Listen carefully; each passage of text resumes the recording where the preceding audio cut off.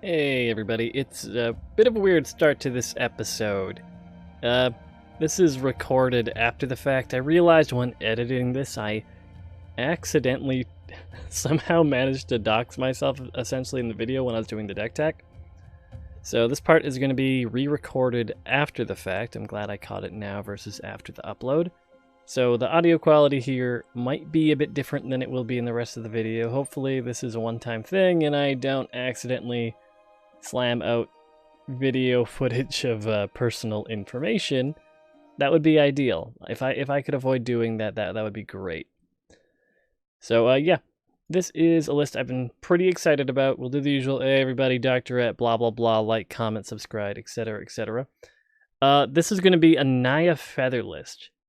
Now, some of you might ask yourself, okay, we've seen Jeskai, we've seen Boros, why would I be wanting to go for green? What does Naya offer to me that Jeskai doesn't?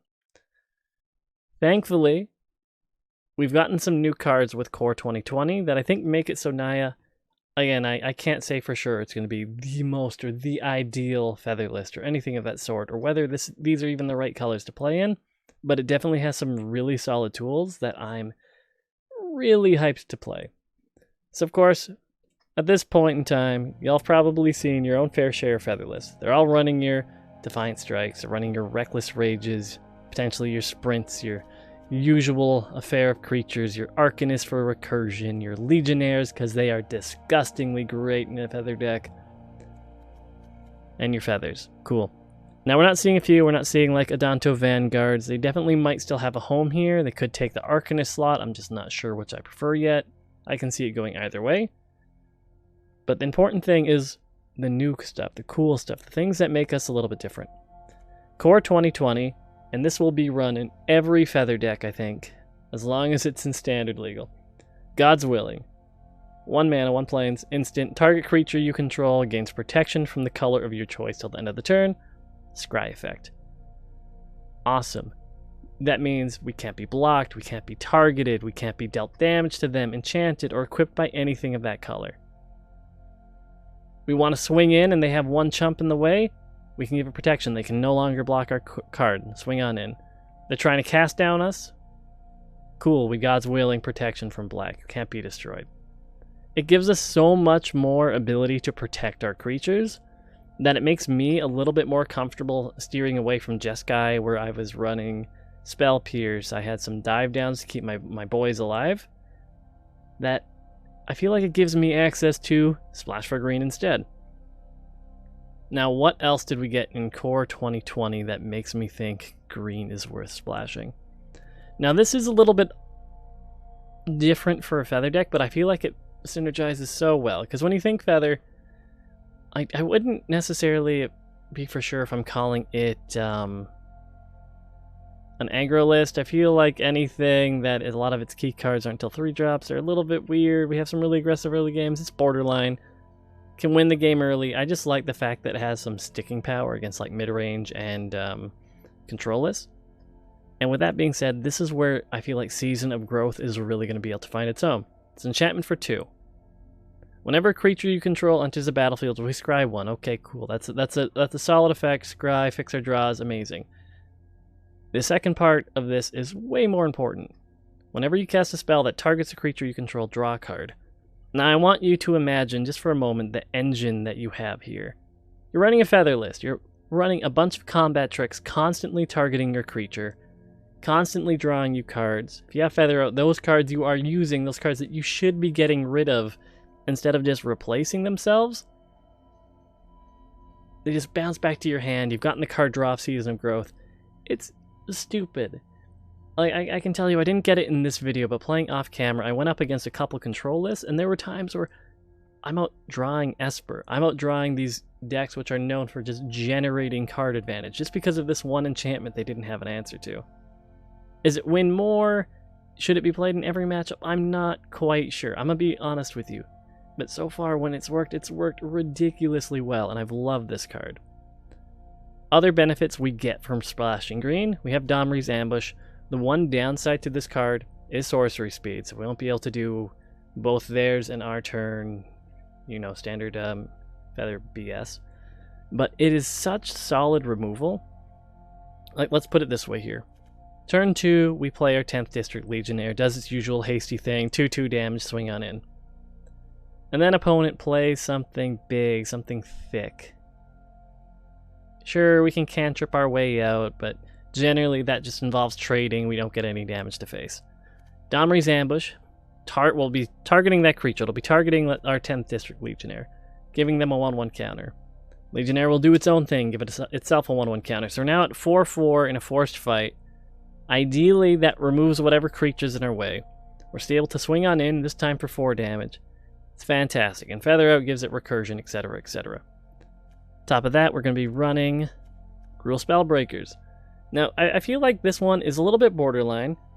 I feel like running too many 3-drops in a Feather deck can push the mana base to a point where you're not having the open mana to do all your combat tricks. But the body on Spellbreaker is so reliable. It is a 3/3 haster at its worst with Riot and Trample. On our turn, both it and ourselves will have Hexproof. And I feel like I'm really undervaluing the Trample aspect here, because let's just say we are looking at 10th District, one of our most powerful creatures. No matter what, even if we got this thing through some ungodly means to be a 44/44, it's still chumpable by any dumb little dork they have. Sure, we have removal for it, but they can still chump. But as soon as you put that trample keyword in, it becomes a lot more terrifying. We're buffing things up with our Defiant Strikes, with our Samet Sprints, with our Domri's Ambush. Anytime we can get that larger, all the better for it. Now, here's the big one, and speaking of Trample, we have Collision Colossus. Now this card, all on its own, can win you the game. No matter what you're targeting with it, the fact that you're giving something trample in this list is stupid. No longer are things chompable. None of that. You just smash on in through their thick boys into their face. It's great. I know for sure there's at least, I think, spoilers, there's one game, go figure, where one of our most valuable instants just flat out wins it all on its own. We didn't really need anything else, just a creature to cast it on. Love Collision Colossus. But yeah, that's going to be about it for the deck tech. Again, sorry for the audio. It's probably going to be getting really quiet for the rest of the video, but this should be the expected audio level for everything from here on end. But yeah, for now, I'm Dr. Rhett, and I suppose I'll catch you all next time. Bye for now, everybody! Okay, it looks like we're loading into our first game against 10 Cs per minute. Now let's see what we get here. Still have the Chandra thing, should probably change that. So this is pretty decent. We can curve right into Feather. We have access to 10th District on turn 2, Domri's Ambush if we want to blow up a dork. We're on the play, which is ideal for us.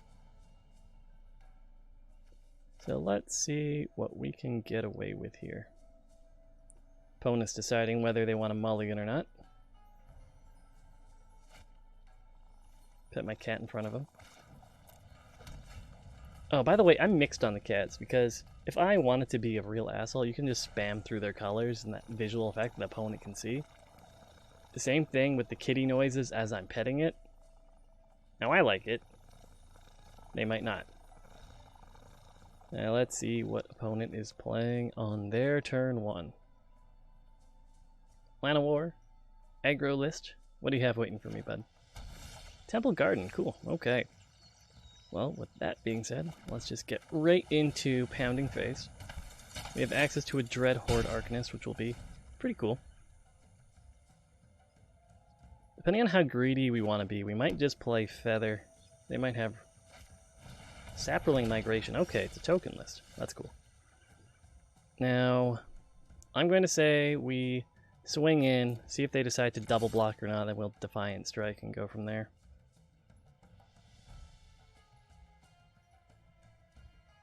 Yeah, I didn't think so.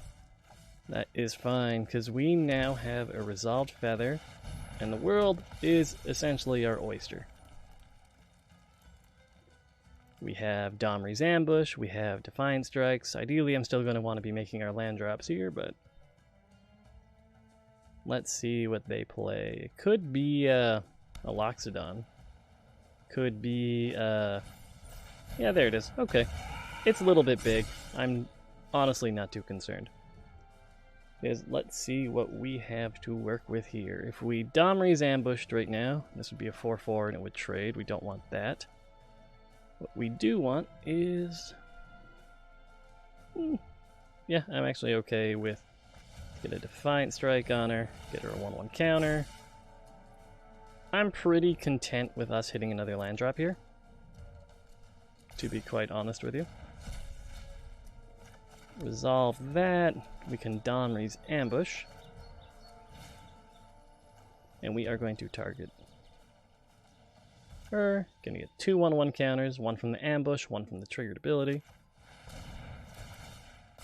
Triggers. Defiant Strike on top seems fantastic to me, to be honest. We're now 6-5.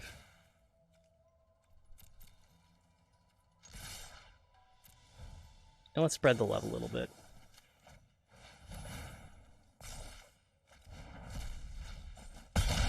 There we go. So we have 10 damage coming in this turn. Unless they have a way to deal with us in the air, we can get Feather to 6 power this following turn. If they play a big ground threat, we have Domri's ambush again.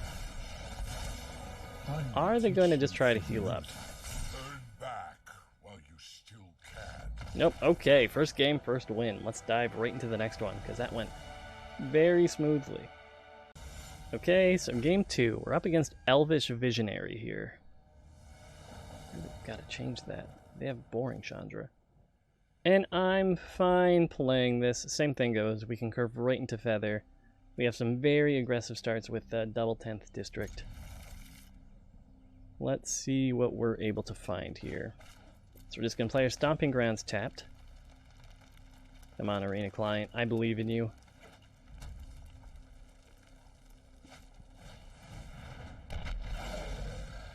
Okay, so what we do not want to do right now... I think for now I'm just going to hold back our Legionnaire, because I'd rather them just not die to removal the turn we play it. At least this coming turn we are going to be able to resolve the... This is going to be a Cavalcade list, by the way.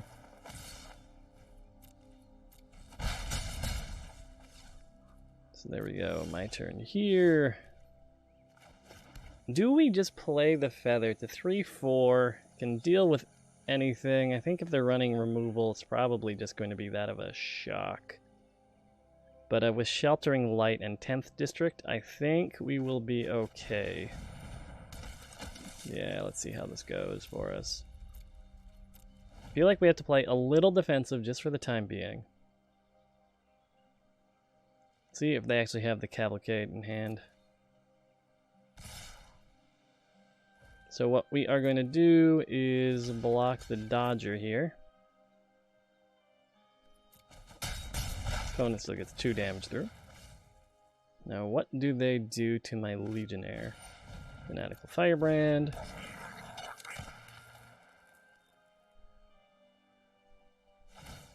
That's fine. If we want to be greedy, we'll just do this. Save our Sheltering Light for a different target in the future. They have a shock? They do have a shock. That is fine. We still get the Scry and the card draw. And I'm fine just hitting land drops right now. Especially with the fact that we have mana open for another Sheltering Light. That we can bring back, etc., etc. 10th Street Dodger does have the annoying clause that they can spend mana to make it unblockable. They're swinging with everything, huh? So yeah, we're going to get rid of one of their 10 streets. So they either have potentially double shock and a bolt, if they're doing it this way. Lightning Strike, that is fine. We can Sheltering Light. And Reckless Rage. Exactly what I'd want to see here. And there's a scoop, yeah. As soon as we're able to recur that every turn, plus Reckless Rage, we're just going to be wiping their board out repeatedly, and they won't have a solid way to actually deal with it, so at that point there's no point in them staying in the game. But yeah, this is doing well. We're 2-0. Let's see what our next game is looking like. Okay, so we're loading into our third game against Emrakul.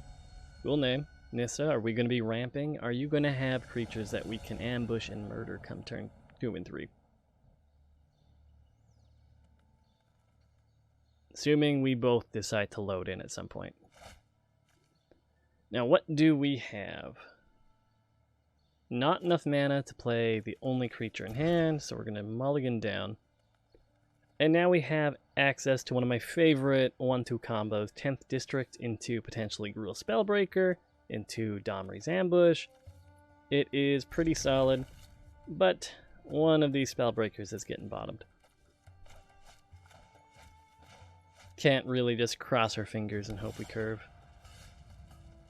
Have access to another Domri's Ambush. Opponent is playing a Sacred Foundry into a Clifftop Retreat, so I'm thinking they're running their own Boros list. Could be a mirror match. Seeing a Danto does make me lean that way.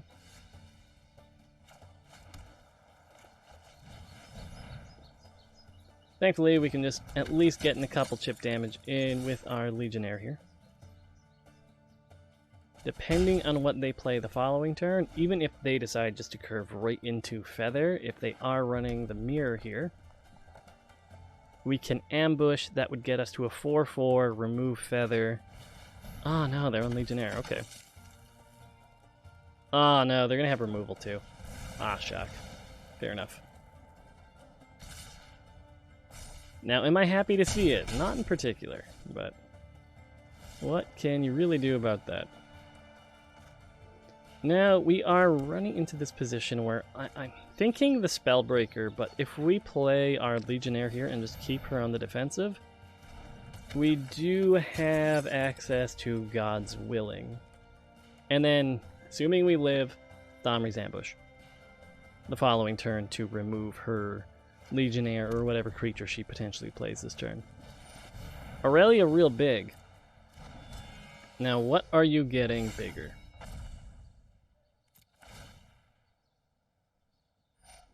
Getting a Danto to be pretty thick. Yeah, just so we can get rid of Aurelia with Domri's Ambush. I'm fine going this route. Are you gonna hurt yourself there? Figured as much. That is fine. We are gonna give our Legionnaire protection from white here. Not too keen on curving directly into another one right now. I'd actually kind of like another land drop. So click on the giant white pop. That's fine, actually. I don't hate this. This can help us hit our land drop either way. Because we will be able to play Domri's Ambush, get rid of Aurelia. So creature I control, creature they control. We're going to get 2 1/1 counters on the 10th District Legionnaire here. And there's that land I was looking for. Fantastic. Now let's see if they're going to be so kind as to just let this on in. Let this in, bud.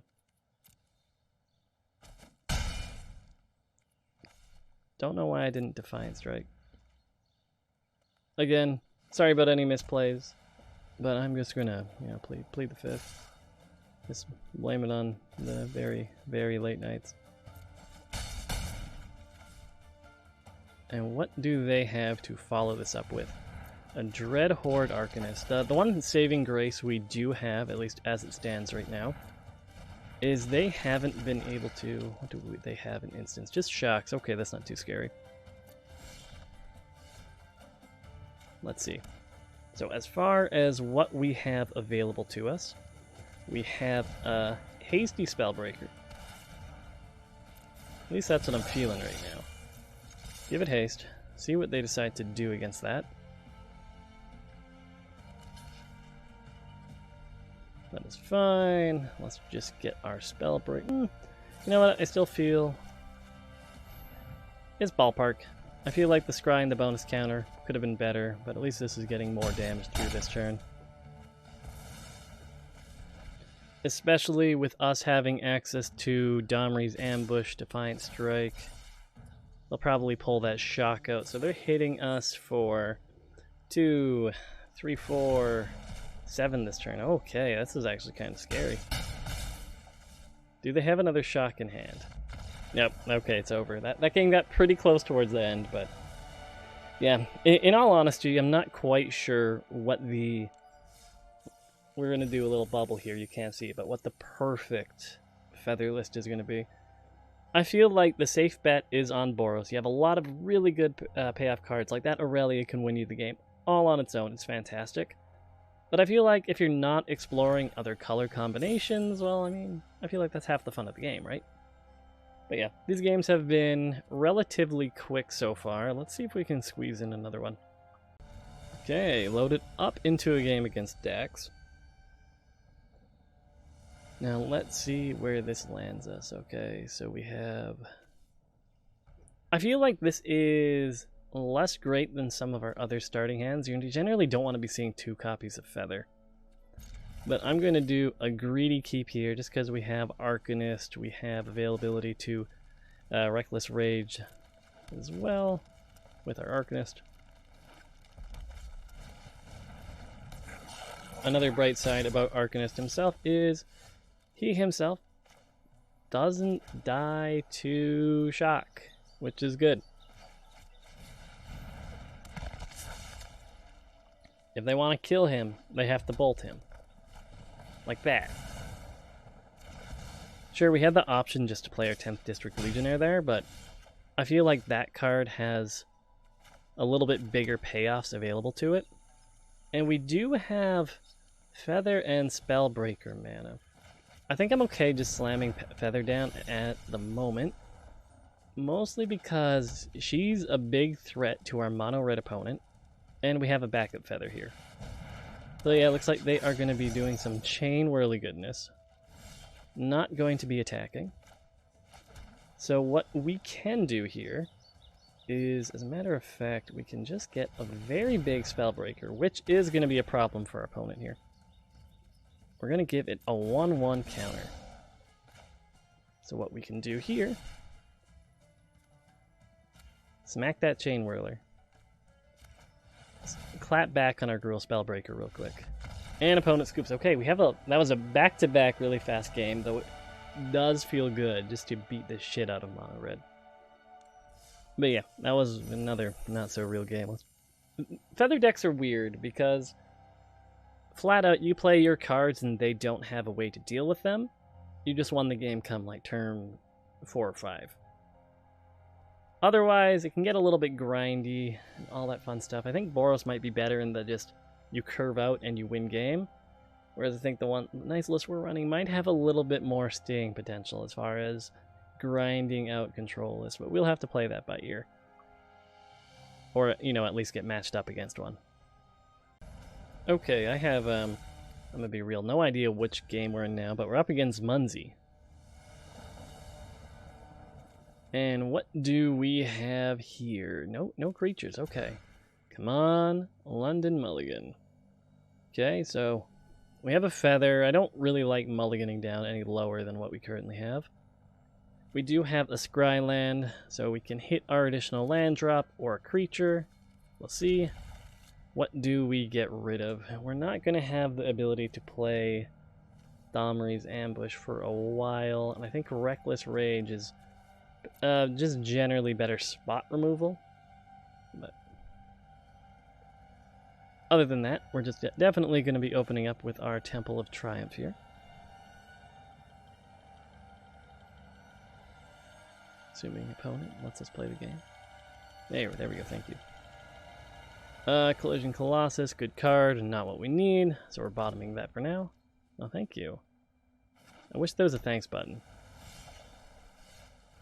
And we do have access to our 10th District Legionnaire. Thankfully can't be spell pierced. Are they running an opt? Are they running that flashy boy? I know I've been seeing like mono blue and some Bant flash going on, so dive down? Something annoyingly holding priority? There we go. I think he just noticed that now. Awesome. Yeah, there we go. There's the flashy Sailor Man. Cool. So depending on what we hit this coming turn, we might just Reckless Rage, get rid of the Sailor. They might have Bounce. Do we have a Bounce spell in hand? No? Okay. Fair enough.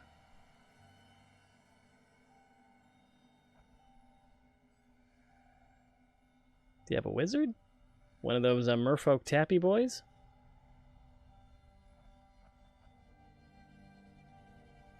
Buddy. There it is. Okay, that's fine. So we are not going to get the damage in on the Trickster. But what we can do is do that, do that.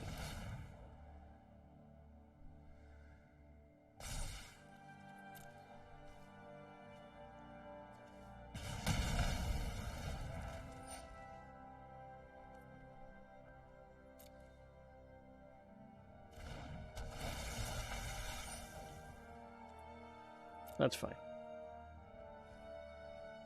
That's okay. Helped me make sure I got that land drop. That was very valuable to me. This upcoming turn, ideally we curve into yet again another land drop, because that will allow us to play Feather, all that fun stuff. So let's see, what could they have available to them at this point in time?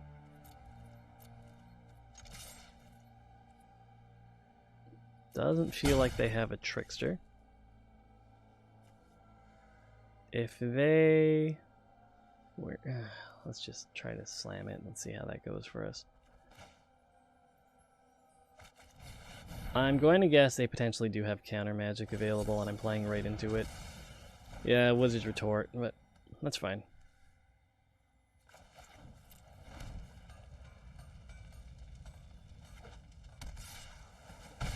Cool. We're just having chip wars here.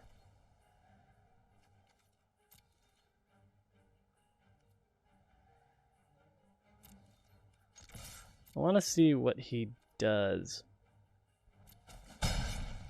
Could just be holding more counter magic. You gonna let me resolve a Season of Growth? I would really appreciate it. Thanks, man. You're just gonna bounce it back this turn? You're gonna be trading. And he scoops. Man, come on. Let me show this card work. It is so fun. I love it. Okay, okay. Uno más, uno más. One more. Just gotta get one more game in. Okay, no matter what happens, our game against Matos here is gonna be the last game we're playing tonight. And what? Nope, that's not happening anytime soon. Now this is a slow burn. This one here, a little bit on the slower side. But I am nothing if not a greedy bitch. So we're going to keep this. We're going to open with our Temple of Triumph. I'm hoping opponent's not playing aggro because we're going to... Thanks for that, Abby. We're going to have some painful hands. Keep it for a little while. Let's just put you down here. I do like... Please stop. I do like seeing Collision Colossus early because that and Feather can just, they just win the game. You Collision, you Colossus. Don't think we're really in a huge rush to get past our third land drop right now. I'd rather have more playables available to us. So yeah, this is hurting. This is a little bit painful. I'm uncomfortable right now. They're either running probably a Rakdos or a Grixis list, which, good news for me, they won't have spot removal for my enchantment here, which is nice. Nice, happy, warm feeling in my guts. Buddy, please tell me you did not keep a one-lander. There's something in here you can do. I'm looking into your eyes right now. Play the magic card. Please don't rope me. Please don't do it. Oh, he did it, the madman. Awesome. Also, painful, because we are getting Feather out now. And we're getting the Scry up too, which is cool. No creatures, so I'm not sure if I want Domri's ambush on top. There is definitely some reasons to keep it there. They do play something that we want to remove. We would be able to do that with our feather. We're being greedy, and we're hurting the hell out of our sweet bod. Scry 1 creature, and not too keen on another land drop right now. We are going to be smart. Declare attackers first. Opponent has no response. Buff the hell out of our Legionnaire here. Scry, blah, blah, blah, blah, blah. I want to be greedy. I want to see some cool things. Bop, bop. Recur Collision Colossus. Now let's see what opponent has available to them this turn. Because our board is deceptively scary. Oh, that's filthy and I love it. Oh boy. Oh no.